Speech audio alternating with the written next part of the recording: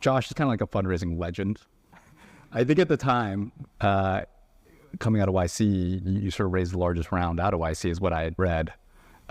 So why don't you tell us a little more about like that process? I guess a couple principles I have for fundraising. Number one, view it like hiring. You're building a team. You have a team of employees. You have a team of investors. You have a team of board members. That's 3 distinct teams. Get to know investors when you're not fundraising, right? And it doesn't take a ton of time. You can concentrate it like 1 day a month. Ping someone, say you want to share what your business is up to, but say you're not fundraising right now.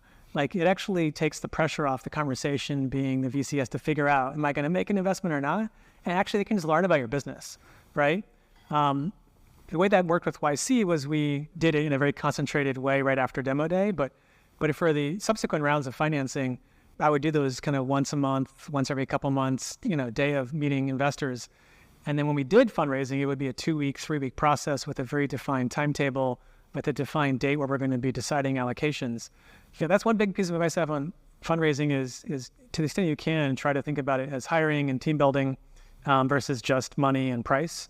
I guess the other advice, just more tactical, thinking back to early days, we did our seed round primarily with angels, what I would call strategic angels, operators, executives in companies who had felt this pain point and who, frankly, I would have paid money to kind of give us advice. Instead, they gave us money, and they've all made pre-returns, so there's no favors here. Like, it all worked out. But it was just cool to talk to these folks and get their perspective, get their wisdom. And the fact that they had some skin in the game actually just aligned incentives even better. And when I was meeting one of these folks, and we have 20 or 30 of these CEOs and founders that are on our cap table, I would finish a meeting. If it worked out well, they said yes, they want to join the round.